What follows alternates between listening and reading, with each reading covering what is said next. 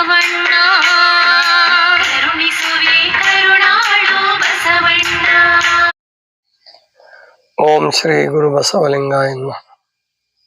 ಸರ್ವರಿಗೂ ಶರಣು ಶರಣಾರ್ಥಿ. ಹಾಳು ಮರಡಿಗಳಲ್ಲಿ, ಊರ ದಾರಿಗಳಲ್ಲಿ, ಹೂಗಿಡ ಮರಂಗಳಲ್ಲಿ, ಗ್ರಾಮ ಮಧ್ಯಗಳಲ್ಲಿ, ಚೌಪತ ಪಟ್ಟಣ ಪ್ರದೇಶದಲ್ಲಿ, ಹಿರಿಯಾಳದ ಮರದಲ್ಲಿ ಮನೆಯ ಮಾಡಿ, ಕರೆವೆಮ್ಮೆ ಹಸುಗೂಸು, ಬಸುರು ಬಾಣಂತಿ, ಕುಮಾರಿ ಕೊಡಗೂಸೆಂಬವರ ಹಿಡಿದುಂಬ ತಿರಿದುಂಬ, ಮಾರಯ್ಯ ಬೀರಯ್ಯ ಕೇಚರ ಗಾವಿಲ ಅಂತರ ಬೆಂತರ, ಕಾಳಯ್ಯ ಮಾಳಯ್ಯ ಧೂಳಯ್ಯ ಕೇತಯ್ಯಗಳೆಂಬ 100 ಮಡಕೆಗೆ ಕೂಡಲ ಸಂಗಮ ದೇವಂಗೆ ಶರಣೆಂಬುದೊಂದೇ ದಡಿ ಸಾಲದೆ. ಇದು ಬಸವಣ್ಣನವರ ಒಂದು ಅಪರಿಚಿತ, ಅಂದ್ರೆ ಅಷ್ಟು ಪರಿಚಯವಿಲ್ಲದ ವಚನ. ದೇವರ ಬಗ್ಗೆ, ದೇವರ ಅಸ್ತಿತ್ವದ ಬಗ್ಗೆ, ದೇವರ ವಿರಾಟ್ ಸ್ವರೂಪದ ಬಗ್ಗೆ ಬಸವಣ್ಣನವರು ಅನೇಕ ವಚನಗಳಲ್ಲಿ ಹೇಳ್ತಾರೆ. ಆದ್ರೆ ಈ ವಚನದಲ್ಲಿ ಜನರು ಮಾಡ್ತಕ್ಕಂಥ ಅಥವಾ ಕ್ಷುದ್ರ ದೈವಗಳ ಸೃಷ್ಟಿ ಹೇಗಾಯ್ತು ಅನ್ನೋದನ್ನು ಹೇಳ್ತಾ ಒಂದು ವಿಚಿತ್ರವಾದ ವಿಶೇಷವಾದ ಉಪಮೆಯನ್ನ ಕೊಡ್ತಾರೆ. 100 ಮಡಕೆಗೆ ಕೂಡಲ ಸಂಗಮ ದೇವಂಗೆ ಶರಣೆಂಬುದೊಂದೇ ದಡಿ ಸಾಲದೆ. ದಡಿ ಅಂದ್ರೆ ಗೊತ್ತಿಲ್ಲ ನಿಮ್ಗೆ, ಬಹಳ ಜನರಿಗೆ, ಈ ಕಡೆ ಭಾಗದವ್ರಿಗೆ. ಆ ಕಡೆ ಬಳಕೆಯಲ್ಲಿದೆ. ದಡಿ ಅಂದ್ರೆ ದೊಡ್ಡ ಬಡಿಗೆ, ದೊಣ್ಣೆ ಅಂತಿರಲ್ಲ ನೀವು, ಅದು ಅಂದ್ರೆ ಪರಮಾತ್ಮನಿಗೊಬ್ಬನಿಗೆ ಶರಣ ಎನ್ನುವುದು ಅದು ದಡಿಯಾಗಿ, ಅಂದ್ರೆ ಬಡಿಗೆಯಾಗಿ, ದಂಡವಾಗಿ ಕೆಲಸ ಮಾಡುತ್ತೆ. 100 ಮಡಕೆ ಒಂದೇ ಏಟಿ ಹೊಡೆದಾಕ್ಬಿಡ್ಬೋದು ಅಂತಹ ದೊಡ್ಡ ಬಡಿಗೆ ಸಿಕ್ಕರೆ. ಹಾಗೆ ಇವೆಲ್ಲ ಮಡಿಕೆಗಳಿದ್ದ ಹಾಗೆ, ಅಂದ್ರೆ ಬಹಳ ಹೊತ್ತು ನಿಲ್ಲಲ್ಲ, ಪೊಳ್ಳು ಅನ್ನೋ ಅರ್ಥದಲ್ಲಿ ಹೇಳ್ತಾರೆ. ಮತ್ತಿನ್ನೊಂದು ವಚನದಲ್ಲಿ ಹೇಳ್ತಾರೆ, ಹಣಿಗೆ ದೈವ, ಗಿಣ್ಣಿಲು ದೈವ, ಬಿಲ್ಲ ನಾರಿ ದೈವ ಕಾಣಿರೋ. ದೈವವೆಂದು ಕಾಲಿಡಲಿಂಬಿಲ್ಲದಷ್ಟು ದೈವಗಳು, ಕಾಲಿಡಕ್ ಜಾಗನೇ ಸಿಕ್ಕಲ್ಲ, ಅಷ್ಟು ದೇವ್ರು ಮಾಡಾಕ್ಬಿಟ್ಟಿದಾರಪ್ಪ. ಬಾಚಣಿಗೆನು ದೇವ್ರು ಮಾಡಿದ್ರಿ. ಗಿಣ್ಣಿಲು ಅಂದ್ರೆ ಎಣ್ಣೆ ಹಾಕ್ತಾರಲ್ಲ, ಗಿಂಡ್ಲು ಅಂತಾರ, ಅದನ್ನು ದೇವ್ರು ಮಾಡಿಟ್ರಿ. ಅದನ್ನೇ ಹೇಳ್ತಾ ಈ ವಚನದಲ್ಲಿ ಹಾಳು ಮೊರಡಿಗಳಲ್ಲಿ ಅಂದ್ರೆ ಯಾರು ಹೋಗ್ಲಾರದು ಬೆಟ್ಟ ಪ್ರದೇಶ ಇರುತ್ತಲ್ಲ, ಮೊರಡಿ ಅಂದ್ರೆ ಪರ್ವತ, ಬೆಟ್ಟ. ಹಾಳು ಮೊರಡಿಗಳಲ್ಲಿ, ಊರ ದಾರಿಗಳಲ್ಲಿ, ಊರ ದಾರಿನೆಲ್ಲ ಹಾಕಿರ್ತಾರ ಅಲ್ಲಲ್ಲಿ. ನೀವ್ ಏನಿಲ್ಲ, ಈಗ್ಲೂ ಸೃಷ್ಟಿ ಮಾಡ್ಬೋದು. ಜನ ಓಡಾಡೋ ಜಾಗದಲ್ಲಿ ಒಂದ್ ಒಳ್ಳೆ ಗುಂಡ್ಕಲ್ ಇಟ್ಬಿಟ್ಟು ಅದಕ್ಕೆ ಕುಂಕುಮ ಅರ್ಶನ ಬಡ್ದು ಬಿಡ್ರಿ, ನೀವು ಪ್ರಯೋಗ ಮಾಡಿರ್ಬೇಕಂದ್ರೆ ಅಲ್ಲಿ ದೇವ್ರ ಆಗ್ಬಿಡ್ತದ ಅದು. ಅಲ್ಲಿ ಯಾರೋ ಹೋಗೋರು ನಮಸ್ಕಾರ ಮಾಡ್ತಾನೆ, ನಮಸ್ಕಾರ ಮಾಡ್ತಾ ಇನ್ಯಾರೋ ಹೋಗೋರು ಒಂದ್ ಸ್ವಲ್ಪ ಎಡೆ ಇಡ್ತಾರಲ್ಲಿ. ಎಡೆ ಇಟ್ಟು ಮತ್ ಸಂತೆಗೆ ಹೋಗಿ ಬರೋರು ಹರಕೆ ಹೊತ್ಕೊಂಡು ಹೋಗ್ತಾರ ಅದಕ್ಕೆ ಹೋಗುವಾಗ. ಇವತ್ತು ಸಂತೆ ಬಹಳ ಚೆನ್ನಾಗಾದ್ರೆ, ನಂದು ವ್ಯಾಪಾರ ಚೆನ್ನಾಗಾದ್ರೆ ನಿನಗಿಂತದ್ದು ಕೊಡ್ತೀನಿ ಅಂತ ಶುರು ಆಗುತ್ತೆ. ಇಂತಹ ದೇವರುಗಳು ಬಹಳ. ಅದನ್ನೇ ಬಸವಣ್ಣವ್ರು ಇಲ್ಲಿ ಹೇಳೋದು, ಹಾಳು ಮೊರಡಿಗಳಲ್ಲಿ, ಊರ ದಾರಿಗಳಲ್ಲಿ, ಕೆರೆ ಬಾವಿಗಳಲ್ಲಿ, ಗ್ರಾಮ ಮಧ್ಯಗಳಲ್ಲಿ, ಕೆರೆ ಹತ್ರ ಕೂಡಿಸಿರ್ತಾರೆ, ಬಾವಿ ಹತ್ರ ಕೂಡಿಸಿರ್ತಾರೆ. ಗ್ರಾಮ ಮಧ್ಯದಲ್ಲಿ, ಹೂಗಿಡ ಮರಂಗಳಲ್ಲಿ, ಚೌಪತ ಪಟ್ಟಣ ಪ್ರದೇಶದಲ್ಲಿ, ಗ್ರಾಮ ಮಧ್ಯದಲ್ಲಿ ಯಾರೋ ತಂದು ಇಡ್ತಾರೆ. ಮೊನ್ನೆ ಒಂದು ಕಲ್ಲು ಅಲ್ಲಿ ಕಿನ್ನರಿ ಬೊಮ್ಮೈನ ಹೊಳೆಯಲ್ಲಿ ಈಜಾಡ್ತಾ ಇದ್ವಿ.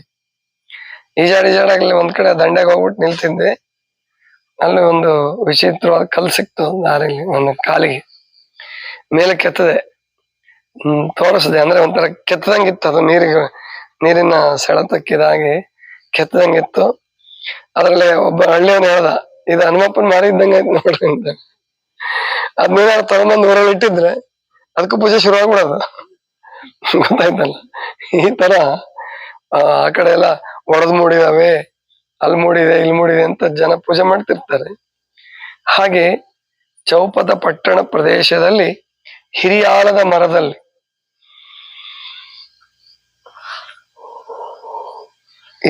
ಹಿರಿಯಾಲದ ಮರ ಅಂದ್ರೆ ದೊಡ್ಡ ದೊಡ್ಡ ಆಲದ ಮರಗಳು. ಹಿರಿಯ ಅಂದ್ರೆ ದೊಡ್ಡ. ಹಿರಿಯಾಲದ ಮರದಲ್ಲಿ ಮನೆ ಮಾಡಿಕೊಂಡು, ಅಂದ್ರೆ ಮನೆ ಆ ದೇವರೇನ್ ಮಾಡ್ಕೊಳಲ್ಲ, ಅವು ಇವರು ಜನ ಮಾಡ್ಕೊಡೋದು ಮನೆನ. ಹಿರಿಯಾಲದ ಮರದಲ್ಲಿ ಮನೆಯ ಮಾಡಿ ಕರೆವೆಮ್ಮೆ ಅಂದ್ರೆ ಕರು ಹಾಕಿದ ಎಮ್ಮೆ, ಹಸುಗೂಸು, ಸಣ್ಣ ಸಣ್ಣ ಮಕ್ಕಳು, ಕರೆವೆಮ್ಮೆ, ಹಸುಗೂಸು, ಬಸುರು ಬಾಣಂತಿ, ಕುಮಾರಿ, ಕೊಡಗೂಸೆಂಬವರ ಹಿಡಿದುಂಬ, ತಿರಿದುಂಬ ಅಂದ್ರೆ ಅವ್ರ ಮೇಲೆ ದೇವ್ರು ಬಂದಿದೆ, ಅವ್ರಿಗೆ ದೇವ್ರ ಕಾಟ ಕೊಡ್ತಾ ಇದೆ ಅಂತ ಹೇಳಿ ಇವರೇ ಹಬ್ಬಿಸ್ಬಿಡ್ತಾರೆ. ಹಬ್ಸಿ ಹರಕೆ ತೀರ್ಸಂಗ್ ಮಾಡೋದು, ಅಥವಾ ಇಂಥದ್ದು ಕೊಡು ಅಂತ ಕೇಳ್ತಾರೆ. ಅವರ ದೇವ್ರ ಪೂಜಾರಿಗಳಿರ್ತಾರಲ್ಲ, ಅಲ್ಲಿ ಹಾಸನ ಜಿಲ್ಲೆಯಲ್ಲಿ ಒಂದು ಅಡಗೂರು ಅಂತ ಒಂದು ಊರಿದೆ. ಅಲ್ಲಿ ಒಂದು ಭೂತ ಬರುತ್ತೆ, ಈಗಲೂ ಬರ್ತಾ ಇರ್ಬೇಕು ಸಾಮಾನ್ಯ. ಕುರ್ಚಿ ಮೇಲೆ ಇಡೋದು, ಅದನ್ನ ಚಿತ್ರ ಇರ್ತದೆ ಅಥವಾ ಕೆತ್ತಿರ್ತಾರೆ ಮರದಲ್ಲಿ, ಅದನ್ನ ಕುರ್ಚಿ ಮೇಲೆ ಇಡೋದು. ಅದೇ ಬರೆಯುತ್ತೆ ಅಂತ ಇವರು ಬರ್ಸೋದು, ಇವರೇ ಬರೀತಾರೆ, ಇಡೋರೇನೆ. ಅದ್ ಭೂತ ಬರೀತು ಅದ್ ಹೆಂಗ್. ಆಮೇಲೆ ಆ ಬರ್ದಿದ್ದನ್ನ ಇವನೇ ವ್ಯಾಖ್ಯಾನ ಮಾಡೋನ್, ಪಕ್ಕದಲ್ಲಿ ಇರ್ತಾನ ಅವ್ನು ಪೂಜಾರಿ.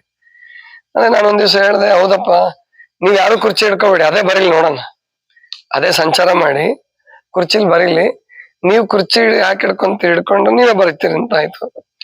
ಅವಾಗ ಸುಮ್ನೆ ಅವ್ರು ಅದಕ್ಕೆ ಉತ್ತರ ಇಲ್ಲ. ಅದಕ್ಕೆ ಅಂದ್ರೆ ಈ ರೀತಿ ದೇವರುಗಳನ್ನ ಮನುಷ್ಯ ಸೃಷ್ಟಿ ಮಾಡಿ ಹೊಟ್ಟೆಪಾಡಿಗಾಗಿ, ಹೊಟ್ಟೆ ಹೊಡೆಯೋದಕ್ಕಾಗಿ. ಈಗ ನಮ್ಮಲ್ಲಿ ಒಂದ್ ದೊಡ್ಡ ಜಾತ್ರೆ ಆಗ್ತಾ ಇದೆ. ಈಗ ಒಬ್ಳು ಮೈ ಮೇಲೆ ಬರೋದಕ್ಕೂ ಶುರುವಾಗಿದೆ, ತೊಗರಗಟ್ಟಿ ಕರಿಯಮ್ಮ ಅಂತ ಹೇಳಿ ಒಬ್ಬ ಹುಡುಗಿ ಮೇಲೆ ಬರೋಕ್ಕೂ ಶುರುವಾಗಿದೆ. ಮಹಿಳೆ, ಹುಡುಗಿ ಅಲ್ಲ, ಮಹಿಳೆ, ದೊಡ್ಡವಳೇನೆ. ಹಿಂದೆ ಒಂದ್ ಕರಿಯಮ್ಮ ಬರ್ತಾ ಇತ್ತು ನಮ್ಮ ಮನ್ಗೊಂಡಿಲ್ಲಿ, ನಾವು ಹೊಸದಾಗ ಬಂದಾಗ. ಆ ಅಮ್ಮ ಮೊದ್ಲು ಹುಚ್ಚಿಡ್ದಿದೆ ಅಂತ ಹೇಳಿ ಹಾಸ್ಪಿಟ್ಲಿಗೆಲ್ಲ ತೋರಿಸ್ತಿದ್ರು. ಅವ್ನು ಗಂಡನಿಗೆ ಸಿಕ್ಕಾಪಟ್ಟೆ ಹಿಡ್ಕೊಂಡು ಹೊಡೆದ್ಬಿಡವಳು, ಏನ್ ಕೈಗೆ ಸಿಗುತ್ತೆ ಅದ್ರಲ್ಲೇ ಗಂಡಂಗೆ ಹೊಡೆದ್ಬಿಡವಳು. ಮುಂದೆ ಅವಳಿಗೆ ಕರಿಯಮ್ಮ ಬರುತ್ತೆ ಅಂತ ಸುದ್ದಿ ಮಾಡಿದ್ರು. ಯೂನಿವರ್ಸಿಟಿ ಅವರೆಲ್ಲ ಬರೋದು ದರ್ಶನಕ್ಕೆ, ಶುಕ್ರವಾರ ಕರಿಯಮ್ಮ ಮಾಡೋದು. ಅಂದ್ರೆ ಇದೆಲ್ಲ ಮನುಷ್ಯ ಮಾಡಿಕೊಂಡಂತಹದ್ದು. ಇಂತಹ ಕರೆಮೆಮ್ಮೆ, ಹಸುಗೂಸು, ಬಸೂರು, ಬಾಣಂತಿಯರ ಮೇಲೆ ಅವ್ರನ್ನ ಹೆದರಿಸಿ ಜೀವನ ಮಾಡ್ತಕ್ಕಂತಹ ಮಾರಯ್ಯ, ಬೀರಯ್ಯ, ಕೇಚರ, ಅಂತರ, ಬೆಂತರ ಅಂದ್ರೆ ಪಿಶಾಚಿ, ಅಂತರ, ಬೆಂತರ, ಆಮೇಲೆ ಕಾಳಯ್ಯ, ಗಾವಿಲ ಅಂತ ಹೇಳ್ತಾರೆ. ಗಾವಿಲ ಅಂದ್ರೆ ಮೂರ್ಖ, ದಡ್ಡ ಅಂತ ಅರ್ಥ. ಗಾವಿಲ, ಅಂತರ, ಬೆಂತರ, ಕಾಳಯ್ಯ, ಮಾಳಯ್ಯ, ಮಾರಯ್ಯ, ಧೂಳಯ್ಯ, ಕೇತಯ್ಯಗಳೆಂಬ 100 ಮಡಕೆಗೆ, ಇವೆಲ್ಲ ಮಡಕೆಗಳಾದ್ರೆ ಕೂಡಲ ಸಂಗಮ ದೇವಂಗೆ ಶರಣೆಂಬುದೊಂದೇ ದಡಿ ಸಾಲದೆ. ಪರಮಾತ್ಮನಿಗೊಬ್ಬನಿಗೆ ಶರಣಾದ್ರೆ ನಿರಾಕಾರನು, ಸರ್ವಾಂತರ್ಯಾಮಿಯು, ಸರ್ವರ ಒಳಗಿರ್ತಕ್ಕಂಥ, ಹೃದಯದಲ್ಲಿರ್ತಕ್ಕಂಥ ಆ ಪರಮಾತ್ಮನಿಗೆ ಶರಣ ಆದ್ರೆ ಅದು ಇವಕ್ಕೆಲ್ಲ ದಡಿ ಇದ್ದ ಹಾಗೆ, ದೊಣ್ಣೆ ಇದ್ದ ಹಾಗೆ ಅನ್ನುವ ಮಾತನ್ನ ಹೇಳ್ತಾರೆ. ಪ್ರಾಯಶಃ ಭಾರತ ದೇಶದ ಇತಿಹಾಸದಲ್ಲಿ ಬಸವಣ್ಣವ್ರ ಒಬ್ಬರೇ ಕಾಣುತ್ತೆ, ಅಥವಾ ಬಸವಣ್ಣನವರ ಅನುಯಾಯಿಗಳು ಅಷ್ಟೇ ಇಷ್ಟು ಜೋರಾಗಿ ದೇವರುಗಳನ್ನ ಖಂಡಿಸಿದ್ದು. ಮಹಮ್ಮದ್ ಪೈಗಂಬರ್ ಖಂಡಿಸಿದ್ರು, ಯೇಸು ಕ್ರಿಸ್ತ ಕೂಡ ಆ ದೇವರೊಬ್ಬನೇ, ಆ ಏನ್ ಸೃಷ್ಟಿಸಿದ ದೇವರಲ್ಲ ಅಂದಿದ್ದಕ್ಕೆ ಅವನನ್ನ, ಯೇಸು ಕ್ರಿಸ್ತನನ್ನ ಏನು ಶೂಲಕ್ಕೆ ಏರಿಸಿದ್ದು, ಕ್ರಾಸ್ ಮೇಲೆ ಅವನಿಗೆ ಮಳೆ ಹೊಡೆದು ಶೂಲಕ್ಕೆ ಏರಿಸ್ತಾರಲ್ಲ, ಆ ರಾಜನ ಪ್ರತ್ಯಕ್ಷ ದೈವತ ಅಂತ ಹೇಳ್ಬೇಕು. ಇಲ್ಲ ಮತ್ತೆ ಇವರೆಲ್ಲ ದೇವ್ರ ಅನ್ಬೇಕು, ದೇವತೆಗಳನ್ನೆಲ್ಲ ಅಂದ್ರೆ ಯೇಸು ಕ್ರಿಸ್ತ ಒಪ್ಪಲ್ಲ, ಮಹಮ್ಮದ್ ಪೈಗಂಬರ್ ಒಪ್ಪಲ್ಲ. ಬುದ್ಧ, ಮಹಾವೀರರು ದೇವ್ರನ್ನ ಒಪ್ಪಲಿಲ್ಲ. ಆದ್ರೆ ಅವ್ರು ಏನ್ ಮಾಡಿದ್ರು, ದೇವ್ರ ಬಗ್ಗೆ ಸೈಲೆಂಟ್ ಆಗ್ಬಿಟ್ರು, ಮೌನ ತಾಳ್ಬಿಟ್ರು. ಮುಂದೆ ಅವ್ರ ಅನುಯಾಯಿಗಳು ಅವ್ರನ್ನೇ ದೇವ್ರ ಮಾಡಾಕ್ಬಿಟ್ರು. ಬುದ್ಧನನ್ನೇ ದೇವ್ರು ಮಾಡಿದ್ರು, ಮಹಾವೀರನನ್ನೇ ದೇವ್ರು ಮಾಡಿದ್ರು.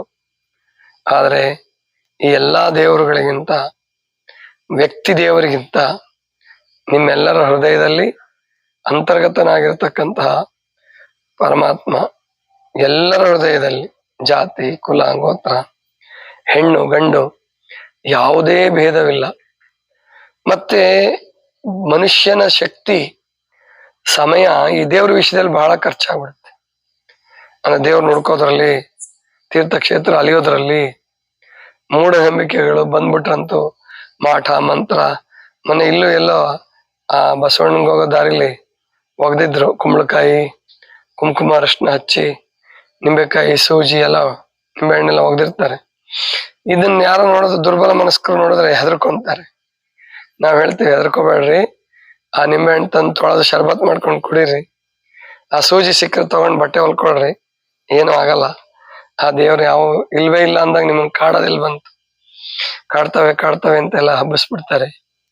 ಅದನ್ನ ಸರಿಯಾಗಿ ಅರ್ಥ ಮಾಡ್ಕೊಂಡು ದೇವನೊಬ್ಬ, ಆ ನಿರಾಕಾರ ದೇವ್ರನ್ನ ಕಾಣಕ್ ಆಗದೆ ಹೋದ್ರೆ ನಮ್ಮ ಉಪನಿಷತ್ಕಾರರು ಅದನ್ನು ಸುಲಭವಾದ ಮಾರ್ಗ ತೋರಿಸಿದ್ದಾರೆ. ಮಾತೃದೇವೋ ಭವ, ಪಿತೃದೇವೋ ಭವ, ಅಂದ್ರೆ ತಾಯಿ ತಂದೆಗಳನ್ನ ದೇವರು ಅಂತ ಭಾವಿಸ್ರಿ, ಗುರು ಹಿರಿಯರನ್ನ, ಅತಿಥಿಗಳನ್ನ ದೇವರು ಅಂತ ಭಾವಿಸ್ರಿ ಅನ್ನುವಂತಹ ಮಾತನ್ನ ಹೇಳ್ಕೊಡ್ತಾರೆ. ಹಾಗೆ ನಾವು ಜೀವಿಗಳಲ್ಲಿ ದೇವರನ್ನು ಕಾಣಬೇಕು, ಇಲ್ಲ ನಮ್ಮ ಹೃದಯದಲ್ಲಿ ಪರಮಾತ್ಮನ ಕಾಣಬೇಕು. ವಿವೇಕಾನಂದರು ಇನ್ನೊಂದು ಹೊಸ ಸಿದ್ಧಾಂತವನ್ನು ಕೊಟ್ರು, ರಾಷ್ಟ್ರ ದೇವೋ ಭವ ಅಂತ ಹೇಳಿದ್ರು. ರಾಷ್ಟ್ರವನ್ನೇ ದೇವರು ಅಂತ ಭಾವಿಸ್ಕೊಳ್ಳಿ, ರಾಷ್ಟ್ರಭಕ್ತಿಯನ್ನ ಮಾಡಿ ಅನ್ನುವಂತಹ ಮಾತನ್ನ ವಿವೇಕಾನಂದರು ಹೇಳ್ತಾರೆ. ಇದು ಪರಮಾತ್ಮನ ಕಾಣುವ ಸುಲಭೋಪಾಯ. ಇದಿಷ್ಟು ಇವತ್ತಿನ ಚಿಂತನ. ಸರ್ವರಿಗೂ ಶರಣ.